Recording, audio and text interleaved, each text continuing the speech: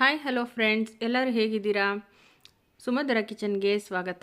ನೋಡ್ತಾ ಇರ್ಬೋದು, ಇವತ್ತು ಮೊಸರನ್ನ ತುಂಬ ಸಿಂಪಲ್ ಅನಿಸ್ಬೋದು, ಆದರೆ ತುಂಬ ರುಚಿಯಾಗಿರುತ್ತೆ. ಎಷ್ಟು ಕಲರ್ಫುಲ್ಲಾಗಿ ಕಾಣ್ತಾ ಇದೆ ಅಂತ ನೋಡ್ತಾ ಇರ್ಬೋದಲ್ವಾ. ಈ ಸುಡು ಬಿಸಿಲಿಗೆ ಏನಾದರೂ ತಂಪಾಗಿರೋದನ್ನು ಮಾಡ್ಕೊಂಡು ತಿನ್ನೋಣ ಅಂತ ಅನಿಸ್ತಾ ಇರುತ್ತೆ.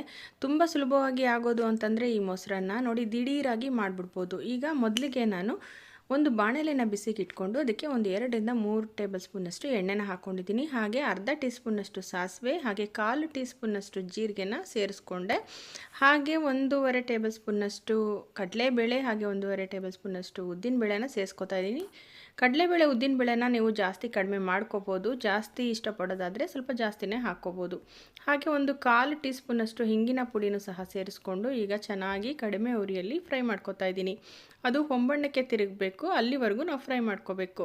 ಹಾಗೆ ಸ್ವಲ್ಪ ಕರಿಬೇವಿನ ಸೊಪ್ಪನ್ನು ಸಹ ಸೇರಿಸ್ಕೊಂಡು ನೋಡಿ ಒಂದು ತಟ್ಟೆ ಮುಚ್ಚಿ ಅದು ಸಿಡಿಬಾರ್ದು ಅಂತ ಫ್ರೈ ಮಾಡ್ಕೋತಾ ಇದ್ದೀನಿ. ಆ ಕರಿಬೇವಿನ ಎಣ್ಣೆಯಲ್ಲಿ ಅಂದರೆ ಬಿಸಿ ಎಣ್ಣೆಯಲ್ಲಿ ನಾವು ಫ್ರೈ ಮಾಡ್ಕೊಳ್ಳೋದ್ರಿಂದ ಅದ್ರ ಘಮ ತುಂಬ ಚೆನ್ನಾಗಿ ಬರುತ್ತೆ, ಅಂದರೆ ಮೊಸರಿಗೆ ಚೆನ್ನಾಗಿ ಹಿಡ್ಕೊಳ್ಳುತ್ತೆ. ಹಾಗೆ ಖಾರಕ್ಕೆ ತಕ್ಕಂತೆ ಗುಂಟೂರು ಮೆಣಸಿನ್ಕಾಯಿ ಒಂದು 2 ಮೆಣಸಿನ್ಕಾಯಿ ಹಾಕ್ಕೊಂಡು ಕಟ್ ಮಾಡಿ ಸೇರಿಸ್ಕೊಂಡು ಈಗ ಫ್ರೈ ಮಾಡ್ಕೋತಾ ಇದ್ದೀನಿ. ಈಗ ನೋಡಿ ಫ್ರೈ ಮಾಡಿಕೊಂಡು ಸ್ಟವ್ನ ಆಫ್ ಮಾಡ್ಕೊಂಡಿದ್ದೀನಿ. ಇಷ್ಟೇ ನಮಗೆ ಒಗ್ಗರಣೆಗೆ ಬೇಕಾಗಿರೋ ಅಂಥದ್ದು.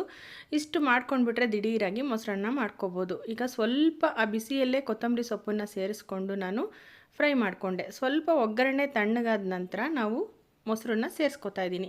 ನಾನು ಗಟ್ಟಿ ಮೊಸರನ್ನ ಸೇರಿಸ್ಕೊತಾ ಇದ್ದೀನಿ. ನೀವು ಅದನ್ನು ಸ್ವಲ್ಪ ಬೀಟ್ ಮಾಡಿ ಬೇಕಾದರೂ ಸೇರಿಸ್ಕೋಬೋದು. ನಾನೀಗ ಸ್ವಲ್ಪ ಅಂದರೆ ಉಳಿದಿರೋ ಅನ್ನನಾದರೂ ಸೇರಿಸ್ಕೋಬೋದು ಅಥವಾ ಬಿಸಿ ಅನ್ನನಾದರೂ ಸೇರಿಸ್ಕೋಬೋದು. ನಾನೀಗ ಸ್ವಲ್ಪ ಅನ್ನನ ಸೇರಿಸ್ಕೊಂಡು ಹಾಗೆ ಒಂದು ಮೀಡಿಯಮ್ ಸೈಜ್ ಈರುಳ್ಳಿನ ಚಿಕ್ಕದಾಗಿ ಕಟ್ ಮಾಡಿ ಸೇರಿಸ್ಕೊಂಡೆ. ಹಾಗೆ ಸ್ವಲ್ಪ ಕೊತ್ತಂಬರಿ ಸೊಪ್ಪನ್ನು ಸಹ ಸೇರಿಸ್ಕೊಂಡು ಮಿಕ್ಸ್ ಮಾಡ್ಕೊತಾ ಇದ್ದೀನಿ. ನೋಡಿ ಈ ಮೊಸರನ್ನ ಸ್ವಲ್ಪ ಗಟ್ಟಿಯಾಗಿದ್ದರೆ ಅಷ್ಟು ಚೆನ್ನಾಗಿರೋದಿಲ್ಲ, ಸ್ವಲ್ಪ ಕ್ರೀಮಿ ಟೆಕ್ಸ್ಚರ್ ಇರಬೇಕು. ಹಾಗಾಗಿ ನಾನು ಸ್ವಲ್ಪ ನೀರು ಹಾಗೆ ಕಾಯಿಸಿ ಆರಿಸಿರೋ ಅಂಥ ಗಟ್ಟಿ ಹಾಲನ್ನು ಸೇರಿಸ್ಕೊತಾ ಇದ್ದೀನಿ. ನೀವು ಮಿಕ್ಸ್ ಮಾಡಿಕೊಂಡು ನಂತರನೂ ನೀವು ನೀರನ್ನು ಸೇರಿಸ್ಕೋಬೋದು. ಕನ್ಸಿಸ್ಟೆನ್ಸಿ ನೋಡಿಕೊಂಡು ನೀವು ನೀರು ಮತ್ತು ಹಾಲನ್ನು ಸೇರಿಸ್ಕೋಬೋದು. ಈಗ ರುಚಿಗೆ ತಕ್ಕಷ್ಟು ಉಪ್ಪನ್ನು ಸೇರಿಸ್ಕೊತಾ ಇದ್ದೀನಿ. ಮೊಸರು ಹುಳಿ ಇರೋದ್ರಿಂದ ಸ್ವಲ್ಪ ಹಾಲನ್ನು ಸೇರಿಸ್ಕೊಂಡ್ರೆ ಅದೊಂಥರ ಸ್ವಲ್ಪ ಕ್ರೀಮಿ ಟೆಕ್ಸ್ಚರ್ ಬರುತ್ತೆ, ಹಾಗಾಗಿ ಹಾಲನ್ನು ಸೇರಿಸ್ಕೊತಾ ಇದ್ದೀನಿ.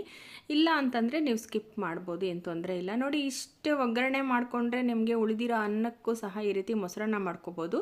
ನಿಮಗೆ ಇನ್ನೂ ಕಲರ್ಫುಲ್ಲಾಗಿ ಕಾಣಬೇಕು, ಮಕ್ಕಳಿಗೆಲ್ಲ ಕೊಡಬೇಕಾದ್ರೆ ಇನ್ನೂ ಚೆನ್ನಾಗಿ ಕಾಣಬೇಕು, ಮತ್ತು ಈ ಹಣ್ಣೆಲ್ಲ ಹೊಟ್ಟೆಗೆ ಸೇರಬೇಕು ಅನ್ನೋದಾದರೆ ನೀವು ಅದಕ್ಕೆ ದ್ರಾಕ್ಷಿ, ದಾಳಿಂಬೆ ಎಲ್ಲ ಸೇರಿಸಿ ನೀವು ಕೊಡ್ಬೋದು. ನೋಡಿ ಎಷ್ಟು ಕ್ರೀಮಿ ಟೆಕ್ಸ್ಚರ್ ಕಾಣ್ತಾ ಇದೆ. ಹೀಗೇ ಈರುಳ್ಳಿ ಒಂದು ಹಾಕ್ಕೊಂಡು ತಿಂದರೆ ತುಂಬ ಚೆನ್ನಾಗಿರುತ್ತೆ. ಆ ಮೊಸರನ್ನದಲ್ಲಿ ಈರುಳ್ಳಿ ತುಂಬ ಚೆನ್ನಾಗಿ ನೆಂದ್ಬಿಟ್ರೆ ಈರುಳ್ಳಿ ಟೇಸ್ಟು ತುಂಬ ಚೆನ್ನಾಗಿರುತ್ತೆ. ಸ್ವಲ್ಪನೂ ಖಾರ ಇರಲ್ಲ, ಅಷ್ಟು ರುಚಿಯಾಗಿರುತ್ತೆ ಫ್ರೆಂಡ್ಸ್. ಒಂದ್ಸರಿ ಟ್ರೈ ಮಾಡಿ ನೋಡಿ.